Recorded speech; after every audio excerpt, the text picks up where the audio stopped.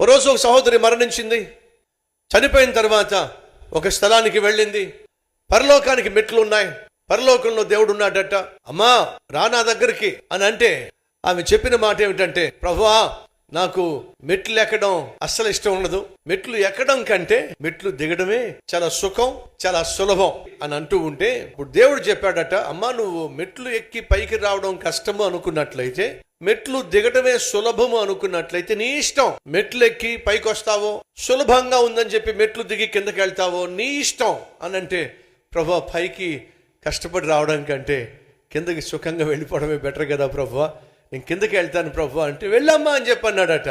ఆమె కిందకి సుఖంగా ఉందని చెప్పి, సౌఖ్యంగా ఉందని చెప్పి, సులభంగా ఉందని చెప్పి మెట్లు దిగుతూ వెళ్తే ఒక చక్కని మార్గం ఉందట, ప్రవేశ ద్వారం ఉందట.